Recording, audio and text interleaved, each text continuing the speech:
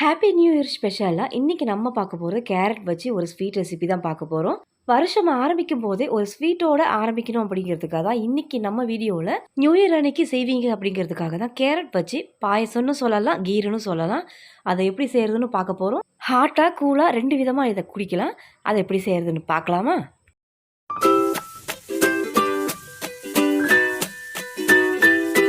முதல்ல கடாய் ஒன்று ஹீட் பண்ணிவிட்டு 1 டேபிள் ஸ்பூன் அளவுக்கு நெய் ஆட் பண்ணிக்கிறேன். நெய் நல்லா உருகி வரட்டும். நல்லா உருகினதும் 10-12 போல் முந்திரியை இதில் சேர்த்துக்கலாம். நல்லா பொன்னிறமாக கலர் மாறி வர்ற அளவுக்கு இதை நல்லா வறுத்து எடுத்துக்கோங்க.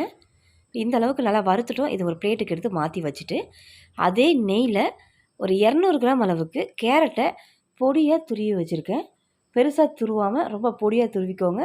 அப்போ தான் வேகிறதுக்கு ரொம்ப நேரம் எடுக்காது. இப்போ இதை நல்லா பச்சை வாசனை இல்லாமல் நல்லா வதக்கி எடுத்துக்கலாம். இப்போ 1 டேபிள் ஸ்பூன் அளவுக்கு நம்ம நெய் சேர்த்துருந்தோம். இப்போ கூடவே ஒரு 1/2 ஸ்பூன் அளவுக்கு சேர்த்துக்கோங்க.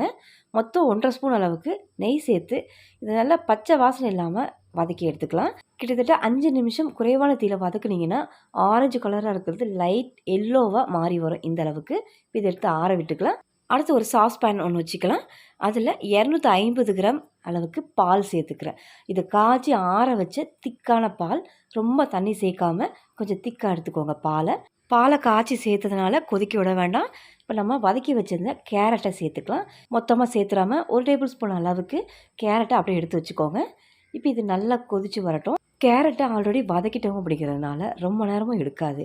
5-7 நிமிஷம் நல்லா கொதிக்கி விட்டிங்கனாலே இந்த கேரட் சூப்பராக வெந்து வந்துடும்.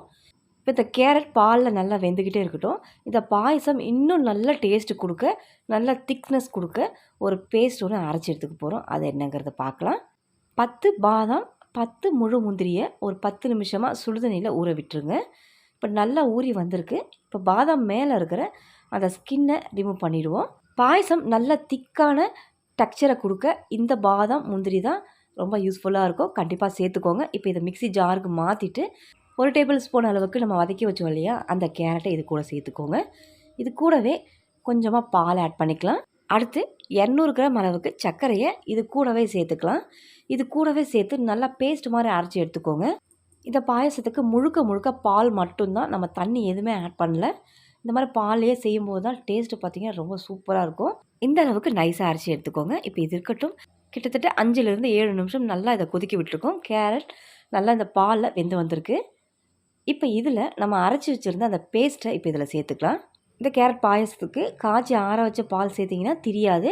நீங்கள் பச்சை பாலாக சேர்த்திங்கன்னா திரியறதுக்கு வாய்ப்புகள் இருக்குது. சாரி ஃப்ரெண்ட்ஸ், வறுத்து வச்ச முந்திரி சேர்த்துருக்கேன். அந்த வீடியோ மிஸ் ஆகிடுச்சு. நீங்கள் கண்டிப்பாக சேர்த்துக்கோங்க. பாயசம் நல்லா வாசம் கொடுக்கறதுக்கு ஒரு 1/2 ஸ்பூன் கார்டமம் பவுடர் சேர்த்துக்கலாம். சேர்த்து இதை நல்லா கலந்து விட்டுக்கோங்க. நம்ம வெறும் பாலையே செஞ்சதுனாலே திக்காகவே இருக்கும். ஆனாலும் நம்ம இதில் முந்திரி பாதாம் அரைச்சி சேர்த்ததுனால நல்ல ஒரு திக்கான கன்சிஸ்டன்சிக்கு இந்த பாயசம் ரெடியாகி வரும். இப்போ கிட்டத்தட்ட ஒரு 5 நிமிஷம் நல்லா கொதிச்சு வந்திருக்கு. பர்ஃபெக்டாக கேரட் பாயசம் ரெடி ஆயிடுச்சு.